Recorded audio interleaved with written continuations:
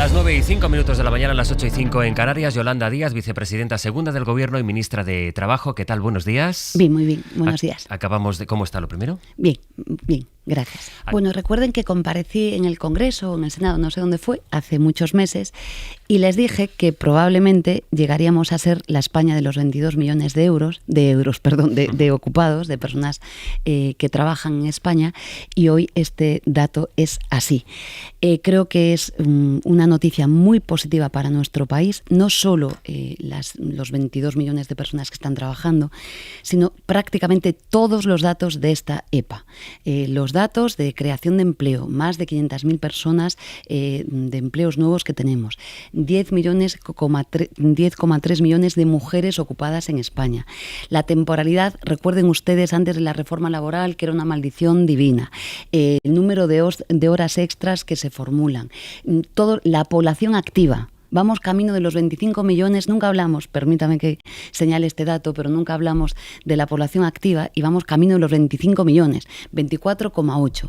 Es verdad, los hogares con todos los miembros en desempleo, recuerden que estábamos en 1.100.000, estamos en 700.000, quedan muchos hogares y mucha tarea por hacer, pero creo que los datos son muy positivos. Aquella España con la que soñaba Rajoy, cuando había 18 millones y medio de personas ocupadas en España y él hablaba que le gustaría la España de los 20 millones, pues hoy tenemos la España de los 22 millones y mejorando, y para esto sirve la política. 20. Me han criticado mucho. Recuerde usted cuando yo comparecí en el Congreso de los Diputados, recién nombrada vicepresidenta, y dije que la política no podía basarse en el ruido. Han transcurrido años y me han caído chuzos de punta. Digo porque soy bastante reiterativa. Y yo, lógicamente, objeto de críticas, faltaría más. A mí me han enseñado a hacer política de otra manera. Recuerden ustedes que yo me sometí a una votación en la reforma laboral en la que sabía que se iba a perder. Una reforma laboral que hoy no cuestiona a nadie, permítame, ni el Fondo Monetario Internacional, ni la OCDE, con la que tuvimos un encuentro esta semana. Quiero decir, y he dicho que así no se hace política. Déjeme preguntarle por el punto en el que está la legislatura, porque ayer estuvo aquí Aitor Esteban y nos dijo que se empieza a conformar una mayoría negativa que bloquea... Es esto que estoy diciendo yo, pero es que es así. Porque ha dicho Pedro Sánchez esta madrugada que él no lo ve así, que el gobierno aprueba la mayoría de las leyes que lleva. Yo creo que las dos, ¿qué hay? ¿Hay o no hay? Yo las dos cuestiones creo que son compatibles. Yo creo que el presidente del gobierno lo que ha querido decir es: nosotros aprobamos el 85% de las normas, ¿vale? Y yo creo que la reflexión de fondo que hace el señor Esteban está coincidiendo con en la que digo yo. Es una evidencia lo que está pasando. Ya está. O sea, ¿usted cree que es normal? Le voy a poner un ejemplo. Permítame que le aclare. Es que la mayoría, usted me habla del ruido, de la política en general, y el señor Esteban identificó esa mayoría de bloqueo en Junts y en Podemos. Puedo entender que haya formaciones políticas que digan: el Real Decreto de ayer, el que abarataba la luz, el que hacía una apuesta por las energías renovables en España, el que fomentaba el autoconsumo en España, el que fomentaba la energía distribuida, por tanto la democratizaba. ¿Es insuficiente? Claro que sí, ¿vale? Pero como es un proyecto de ley, convertido en proyecto de ley, mi tarea como diputado es mejorarlo en trámite de enmiendas. Lo puedo entender.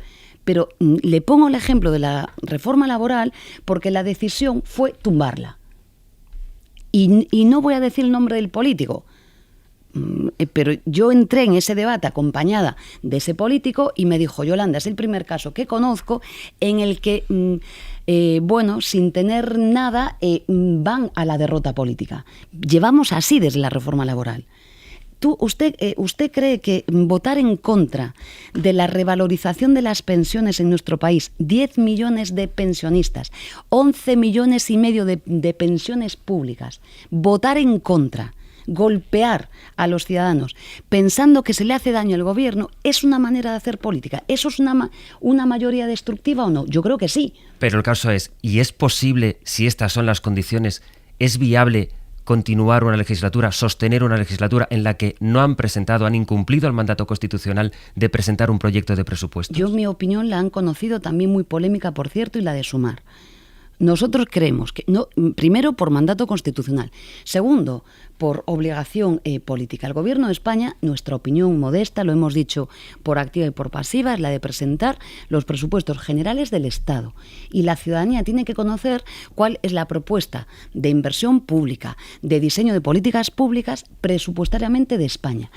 ¿Que después nos la tumban? Pues que juzguen los ciudadanos. Pero creemos, lo hemos dicho, si nos preguntan nuestra opinión. ¿De acuerdo? Digo porque somos bastante claros y esta es nuestra posición.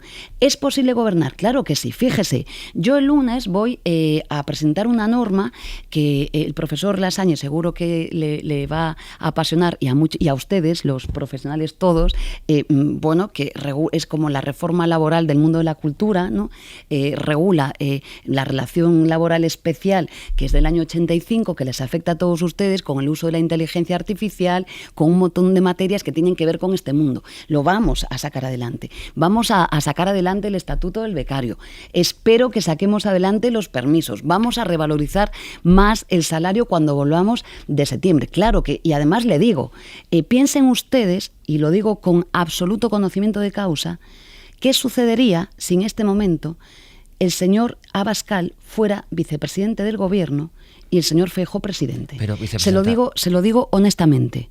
Por tanto, el Gobierno de España, a pesar de las dificultades y del ruido, está gobernando. Y una reflexión sí que supongo que me podrá hacer de qué pasa en Sumar. Es decir, asistimos hace muy pocos días a cómo se partió Compromís, tenemos esta discrepancia. Compromís no es Sumar, quiero decir. Dentro del grupo parlamentario hay una diputada que pero se fue eso fue un debate de Compromís, no es de Sumar. Si no estuviera Sumar en el Gobierno, no habría reforma laboral, ni salario mínimo, ni reducción de jornada, ni estatuto del becario. Fíjese, el estatuto del becario me ha costado 3 años sacarlo adelante, por diferencias con el Partido Socialista. Estamos discutiendo ahora los permisos, que no tenemos todavía acuerdo con el Partido Socialista, para mejorar nuestro país. Es el alma de gobierno. 2, Sumar, me va a permitir, es un proyecto de país justamente a favor.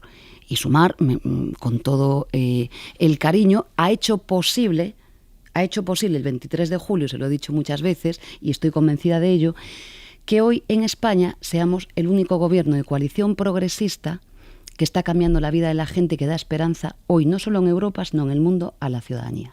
Y fíjese, como soy bastante reiterativa, ustedes no me creían el 23 de julio, cuando la derecha estaba igualmente que hoy, digo en términos demoscópicos, y yo les decía que lo que había que cambiar era el estado de ánimo de la ciudadanía. Es decir, que la ciudadanía progresista entendiese que se podía ganar. Y para eso hay que darle esperanza. Y los datos lo refieren, es decir, desde el debate, recuerden ustedes, desde aquel jueves hasta el domingo, no dejamos de crecer. Yo decía una frase que era: Sumar es decisiva para repetir el gobierno de coalición.